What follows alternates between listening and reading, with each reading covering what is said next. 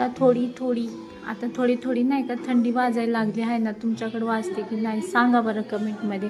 तर आज मॉर्निंगला जरा लवकर उठले आणि अशी मस्त सकाळी सकाळचं कवळं ऊन एवढं तोंडावर चमकायला लागलं, पण थोडंसं ऊन खाल्लं आणि चमकायला लागलं डोळ्यावर खूप सारं. माझी इकडं आंघोळ झाली आणि चेहरा झोपेतून काय माझी झोप जात नाही. मस्त असं गरम पाणी पिलं उठले.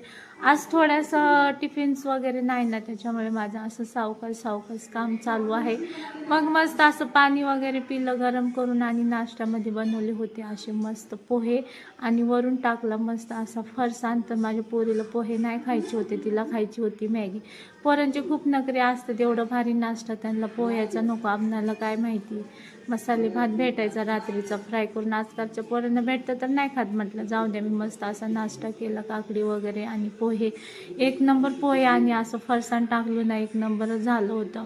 मग लगेच मला खायच्या होत्या मका. पोरांशी बडबड करत करत करत खात नाही ते नाही ते नाही म्हणून त्यांना बडबड करत होते. पण ही मका आणल्या होत्या 2 दिवस, तर त्याचं काय मुहूर्तच नव्हतं लागत. मग म्हटलं चला आज आपण याचं मुहूर्तच लावूया.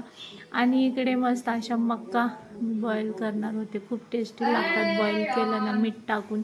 मस्त अशा मस्त उकडाय वगैरे ठेवल्या, मका खाल्ल्या आणि निघालो बाहेर. थोडंसं म्हटलं फिरून यावं बाहेर, राहून सोबत थोडंसं चाट वगैरे खाऊन गप्पा मारत मारत थोडंसं बाहेर फिरलो. आणि येते आणि असं बाहेर माहिती का दिवाळीचा व्यू वाटत होता.